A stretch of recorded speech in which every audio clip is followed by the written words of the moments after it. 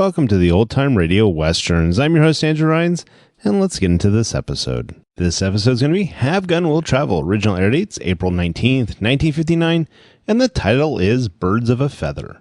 Hope you enjoy, and again, thanks for listening.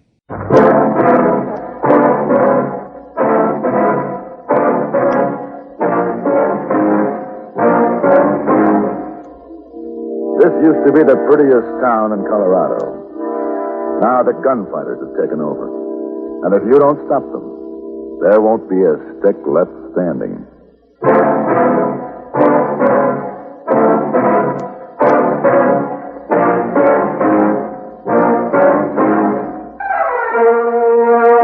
Have Gun Will Travel. Starring Mr. John Dehner as Paladin. San Francisco, 1875. The Carlton Hotel, headquarters of a man called Paladin.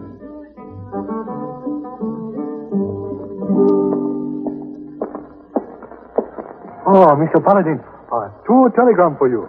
Oh, thank you, Heyboy. Yes, sir. Oh, no, this is what I think it is. Yes, Charles Foster, agent in charge, Rio Grande Railroad, Pueblo, Colorado. And what's... John Suki, agent in charge, Western Pacific Railroad, Pueblo, Colorado. Oh, Mr. Paladin, seems like you're very popular in Pueblo. Oh, I'll tell you what. Listen. This clipping from Tuesday's paper. Railroad companies clash. Pueblo, Colorado. A state of open war has developed between the Western Pacific and Rio Grande Railroads over ownership of the right-of-way across Raymond Gorge. Gunmen hired by both sides have destroyed track and intimidated passengers. The town of Pueblo is an armed camp. Oh, too bad. Yeah. I have very pleasant memories of the time I spent in Pueblo some years back. When I read the article, I sent my card to each of these gentlemen. Oh, that's very good, Mr. Paladin. No partiality. Exactly. However, providing we can come to terms, of course, one of them shall have my allegiance. Oh, good. Then we have lots of partiality.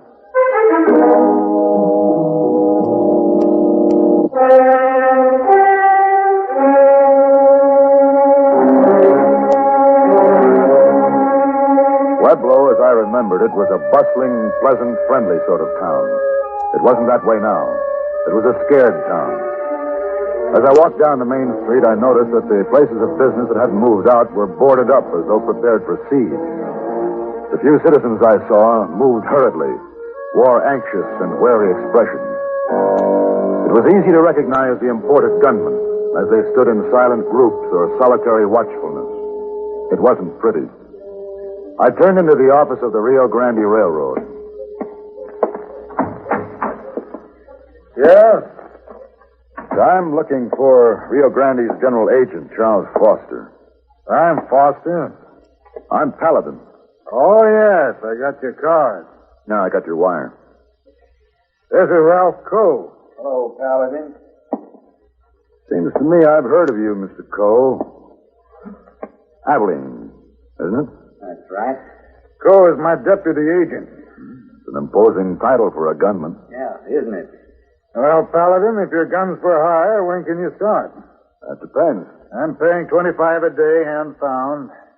Is that your top price? That's standard for a good gun. Good day, gentlemen. Where are you headed, friend? Across the street to Western Pacific. You don't care which side you gun for, do you, Paladin? I do indeed. The side that pays the most.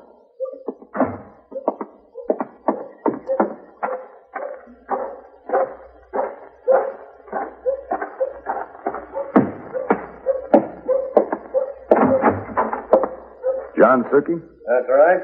What can I do for you? Well, my name is Paladin. I got your wire. Oh, you're Paladin. The opposition turn you down? I saw you leaving their offices. I'm shopping, Mr. Suki. What have you got to offer? The prevailing rate, $20, $30 a day. I'm not interested in pin money. Have you an opening for a deputy agent? I might have. You know what this fight's all about? Control of the transcontinental route. More specifically, for control of a rail right-of-way from Pueblo across Raymond Gorge, which we say they leased to us and they claim they didn't. So now it's a deadlock. We have the gorge, but they have the Pueblo Depot. One's no good without the other. And you need someone who can break the deadlock, isn't it? Yeah, but that won't be easy. The depot's heavily guarded. The man in charge is Ralph Coe. You know him? We've met. He's smart, tricky, very fast with a gun. Men I hired have to be smarter, trickier, faster. We want that depot. What sort of fee will you pay? I might go $1,000 for a good man, but how do I know what you can... Paladin. Don't shoot. Cash box, please. Huh? The cash box. Paladin, well...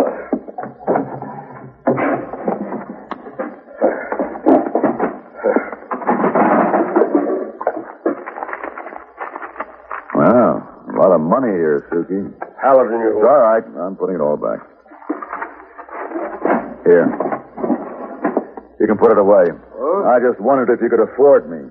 You can. Well, now. Hey, you gave me a start there. It'll cost you $2,000, Suki. That gun came out awful fast, Paladin. You're hired. All right. I'll need some men handy with weapons. I've got 'em. All right. Where you going? Down to have a look at that depot.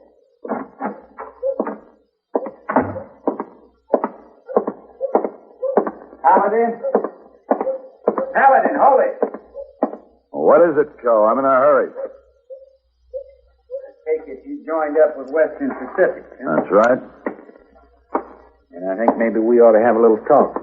I haven't time now. I'm going down to have a look at that depot I intend to take away from you. I got 35 men guarding that depot. You plan to do it single-handed? I haven't decided yet just how I'll go about it. You have quite a reputation, Paladin. Just seems to me I'd like to challenge it. We'll be fighting soon enough. Maybe soon enough for you isn't soon enough for me. It'll have to be. What's the matter? Scared? Busy. Maybe you're not as tough as the talk makes you out to be. I don't think you're tough, Paladin. I think you're scared.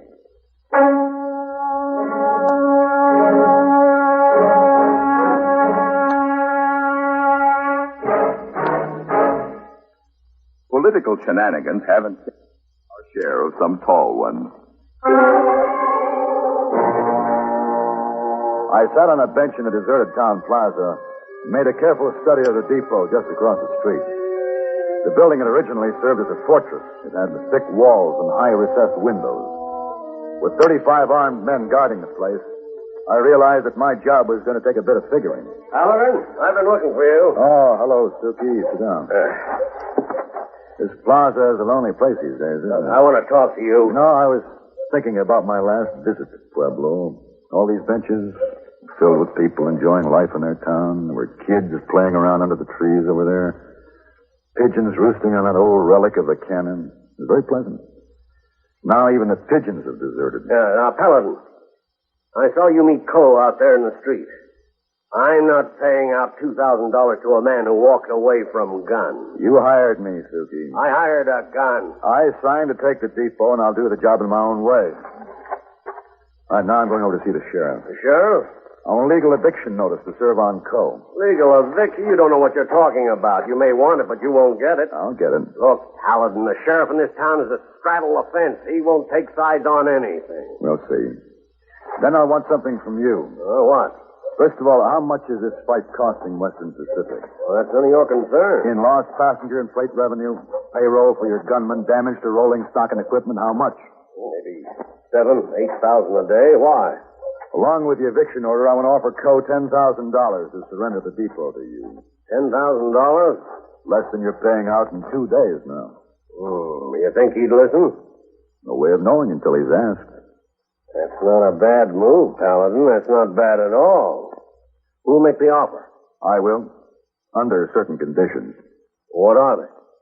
That I can assure him the deal is for cash, that it's firm, and there'll be no haggling about the price afterwards. Agreed. All right. Now I'll go see the sheriff.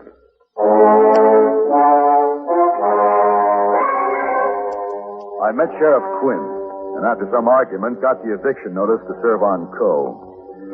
A few minutes later, as I walked toward the entrance of the depot, I was aware that from every one of those recessed windows, a rifle was trained on me. Coe was standing, gun in hand, in front of the heavy iron door. Stop right there, Paladin. What do you want? I want to talk to you. In private. Not very smart, coming here like this. Will you hear what I have to say? All right. Throw your gun down. Easy. Come on in.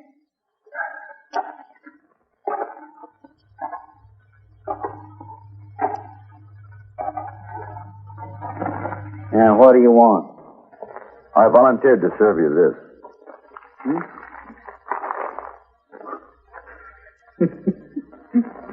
Paladin, you amaze me. Abide by it and you'll be more amazed. $10,000 worth. $10,000? For what? Just to honor this eviction notice. Who pays me? Suki. Cash? Yeah. A lot of money. What makes you figure I'd sell out? Because it's a lot of money. It's been fairly well established that every man has his price. 2,000 or 3,000 to hold my men. That'd leave me 7 or 8. You got yourself a deal. Where's the money? You'll get it as soon as Suki's in the depot. Is this on the level? Yes. I think you just bought yourself out of some trouble. You'll tell Foster that he's been evicted, that he's lost the depot? Yeah. Yeah, he won't like it, but fortune's a war, eh, Paladin? Now that the war is over, as soon as I tell Suki the depot is his, I'll meet you for a drink, yeah? All right. At the Bull's Head Saloon.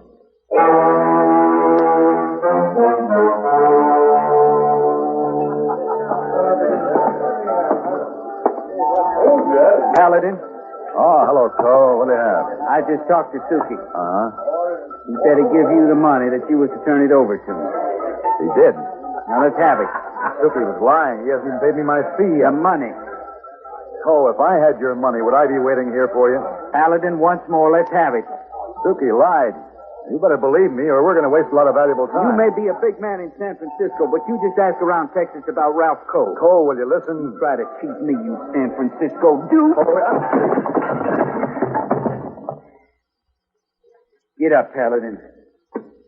Now, wait a minute, Cole. You're a lying cheat. No, you wait. Wait. I'm not going to fight you. Will you listen to me?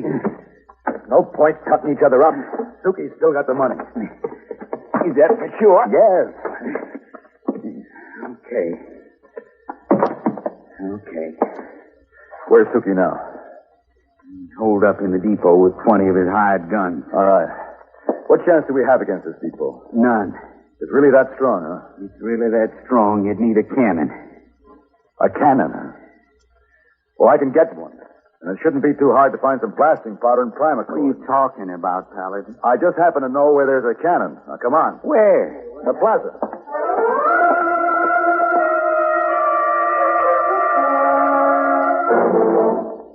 Hello, this is Marvin Miller with another page from your American Heritage Scrap. Daniel Webster. It wasn't easy. It took a team of horses and a good deal of pushing and shoving on our part. But just before dawn, we were ready. The old plaza cannon in position in front of the depot. I don't know about this, Paladin. We aren't alone in our faith in cannon. Napoleon placed great store in them, too. He did it, eh? When was the last time he tried to take a depot with one cannon and 2 men?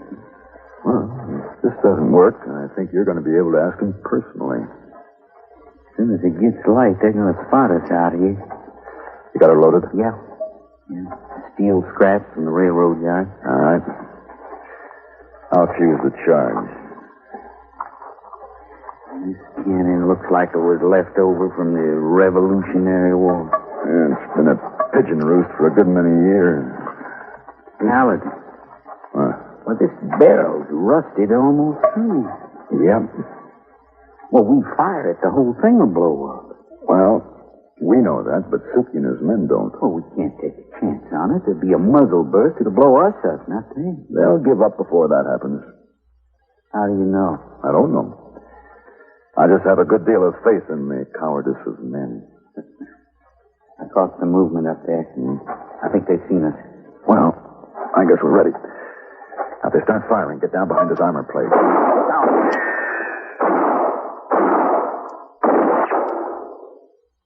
Okay. I want to talk to you. Call off the fire. Okay. I'm warning you. You don't want to listen. You men in there. We want Suki, not you. Unless he surrenders, we're going to fire this cannon. You'll all be blown to bits. Not one of you'll stand a chance. I know those men. They're handing it to Suki straight. Give up or be pushed out. Suki must be putting up a strong argument. All right, men. This fuse is set for 1 minute. I'm lighting it now. You have just 60 seconds.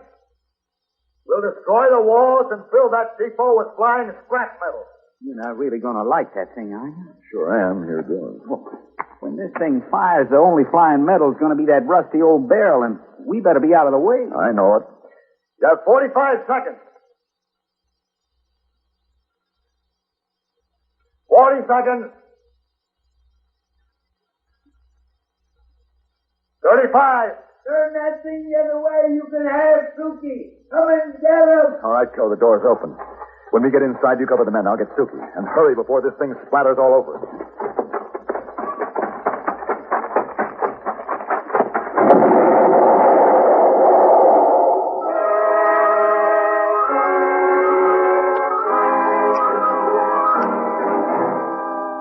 This time, when I got my hands on Suki's cash box, I saw to it that his accounts were straight before I gave it back to him.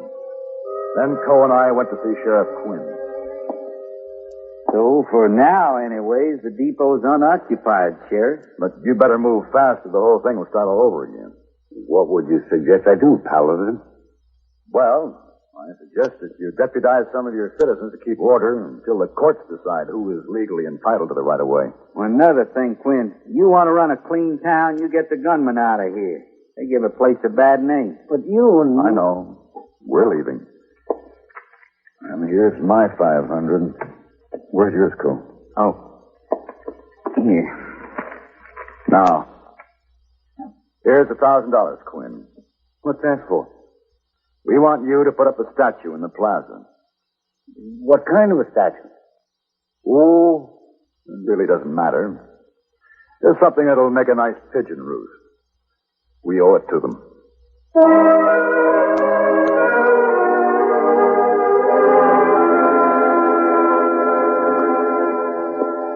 Oh, Mr. Paladin, good to see you. You settled the problem of Pueblo, Colorado?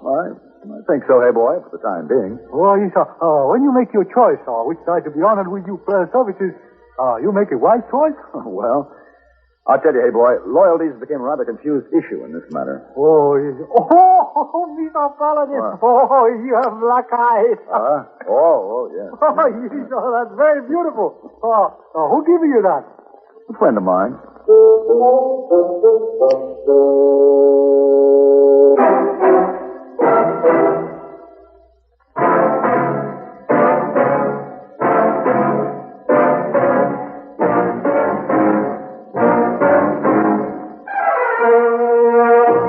Have Gun Will Travel.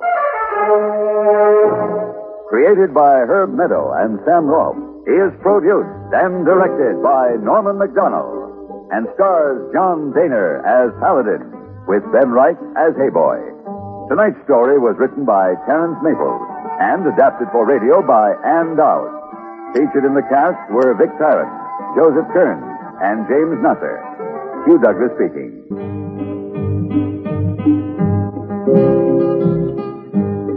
Join us again next week for Have Gun, Will Travel.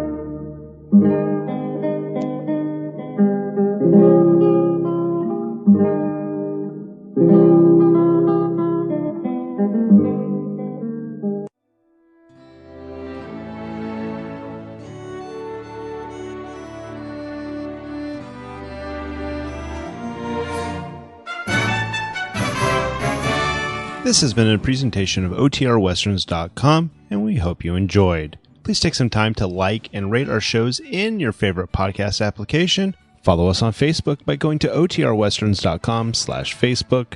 Join in the conversation by going to OTRWesterns.com/Discord. And don't forget to send us an email, podcast@OTRWesterns.com. This episode is copyright under the Attribution Non-Commercial Share Alike copyright. For more information, go to OTRWesterns.com/copyright. Have a great day, and again, thanks for listening.